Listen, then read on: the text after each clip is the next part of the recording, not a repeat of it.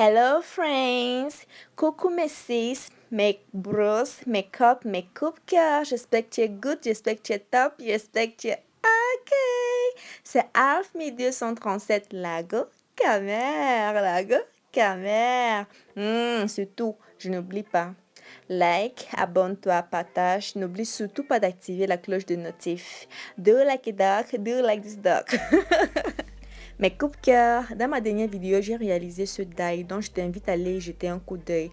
Donc tu tapes juste sur ta barre de recherche die easy and simple Alf 1237 et aujourd'hui non. On parle de ça. Ce plat s'appelle Fufu and Hero, originaire du Nord-Ouest et Southwest Cameroun. Voilà. Donc aujourd'hui, c'est le plat cette recette que je vous présente. J'espère que vous allez aimer. Donc, pour réaliser ce plat, nous avons besoin du okok. Ça, c'est le okok, le piment, le kanda, la peau de bœuf, les tripes, l'huile rouge. Nous avons aussi besoin du watalif pour ceux qui vivent au Cameroun ou bien encore les épinards pour ceux qui vivent à l'étranger. Ici, j'avais déjà fait pré-cuire ma viande, comme vous le constatez. Et ensuite, de préférence, je fais bouillir le coq pendant 25 minutes. Ouais, mais coupe que normalement, j'avais pas prévu faire de vidéo. Après, je me suis dit, pourquoi pas animer ma chaîne Go Queen? Yes, Queen! Comme je disais, j'ai fait bouillir le coq pendant 25 minutes. Après, j'ai rajouté juste un peu d'huile rouge, l'huile de palme pour faire cuire. Ensuite, là, je rajoute mes tripes et mon kanda ou mon pomo, comme disent les Nigériens.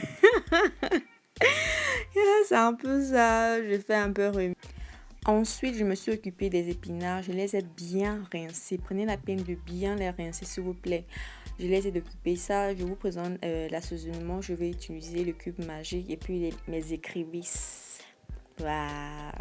Là, ça ressemble déjà à quelque chose. Ça, c'est mon huile de palme que maman m'a envoyé. J'en profite pour lui dire merci. Là, je rajoute les écrevisses. Ensuite, je vais rajouter l'assaisonnement, les 2 cubes magiques que j'ai prévus. Je vous ai montré bien avant. Alors mes coupe-cœur, je ne sais pas si vous avez constaté que j'ai pas utilisé du poisson fumé ou encore du piment du pays, piment jaune du pays. Oui, la raison elle est simple, c'est parce que j'en avais pas. Donc j'ai fait avec ce que j'avais. Donc c'est un peu ça, je vous laisse visionner.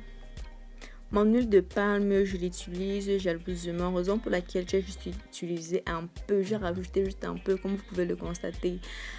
Bon, normalement au pays, pour cette recette, tu auras besoin peut-être un demi-litre d'huile ou 1 litre d'huile. Donc là, ça dépend de vous. Moi, j'ai juste mis un peu. Mon huile est chère, c'est précieux. Comme moi, j'avais pas de foufou, j'ai utilisé la farine du maïs et la semoule. Donc, dans une quantité d'eau, vous rajoutez la farine du maïs comme si tu faisais une bouillie. Donc, dès lors que ta bouillie est prête, vous rajoutez la semoule au fur et à mesure. Mes coupe-cœur, je rajoute en précisant que la texture du foufou doit être solide, comme vous le constatez là. Ensuite, de temps en temps, il faut goûter pour voir si c'est cuit. Si c'est pas cuit, vous rajoutez juste un peu d'eau, vous laissez bouillir encore. Vous tournez, vous remuez de temps en temps. Là, je suis en train de goûter. Et j'ai constaté que c'était pas cuit, c'était pas prêt. J'ai rajouté un peu d'eau. J'ai passé le temps à remuer jusqu'à ce que j'ai obtenu mon foufou. Mes coupe-cœur, pour déguster ce plat, nous n'avons pas besoin de fourchette. Hein? Vous n'avez pas besoin de fourchette. Lavez juste bien les mains là. Vous avez besoin de communiquer avec ce plat. Lavez les mains. Faites juste comme moi là. Moi, je suis déjà en train de déguster ça. Là, je communique avec, je lui parle. Il me parle en retour. N'oubliez surtout pas de partager, me laisser les likes, les commentaires, activez la cloche de notification, abonnez-vous et bon appétit. Gros bisous à vous, ma coupe cœur, c'était un plaisir. À la prochaine, bye.